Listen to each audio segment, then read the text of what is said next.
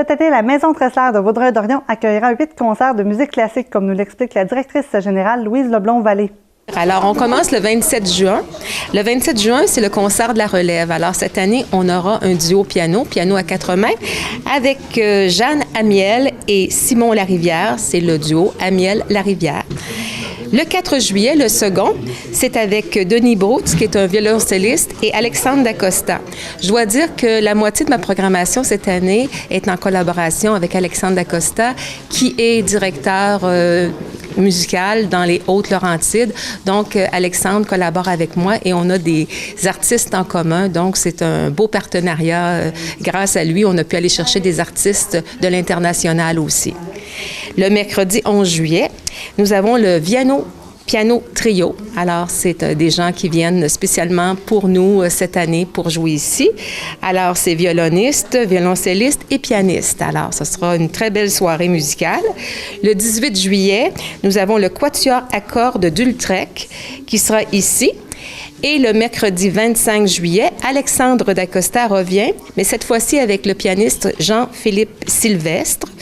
Le mercredi 1er août, un de mes chouchous, le pianiste Charles-Richard Hamelin, qui sera avec le violoniste, Andrew One. Alors, cette fois-ci, il ne sera pas en solo, il va être avec un violoniste et ça sera une soirée Beethoven.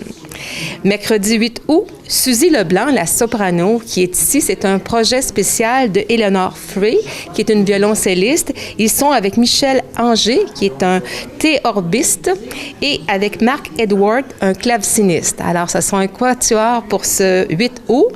Et le dernier, c'est le pianiste Victor Lazarov, qui devait être ici ce matin pour agrémenter la conférence de presse, mais qui n'a pas pu venir, alors malheureusement, mais c'est lui qui va clôturer notre saison, notre 34e Festival des concerts d'été. Elle nous précise les raisons qui ont fait en sorte que l'événement en est aujourd'hui à sa 34e édition. Bien, c'est une tradition. On est diffuseur spécialisé en musique classique depuis 34 ans. Et puis, on a de fidèles mélomanes. Il y a des gens qui ont des sièges, le même siège depuis 20-25 ans. Et puis, c'est agréable. La Maison Tressler, c'est une maison qui est d'origine allemande, Jean-Joseph Tressler. Et c'est sûr que là-bas, à Mannheim, la musique est importante. Donc, je pense qu'on a voulu perdurer cette belle tradition. Et l'atmosphère, c'est comme dans un salon.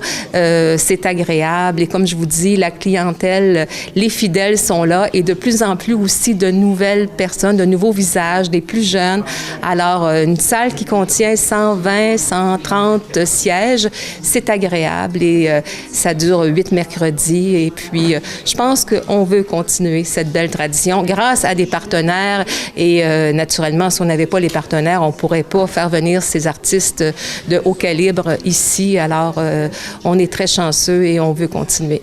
En terminant, Mme Leblond-Vallée revient sur le processus de sélection des artistes qui font partie de la programmation de cet événement incontournable. Bien, je le fais, moi, depuis très longtemps, naturellement. Je reçois beaucoup de demandes. Ce n'est pas facile. Souvent, on doit dire non. L'artiste voulu doit être libre à la date que nous voulons qu'il vienne. Donc, c'est une question d'horaire aussi. Une question de diversité. Encourager la relève, c'est important. J'aime toujours aussi avoir un concert avec une chanteuse ou un chanteur. Avec Alexandre, l'an passé, on a commencé à faire un certain partenariat et cette année, il m'a offert de faire partie, en fait, de m'aider dans cette voie-là.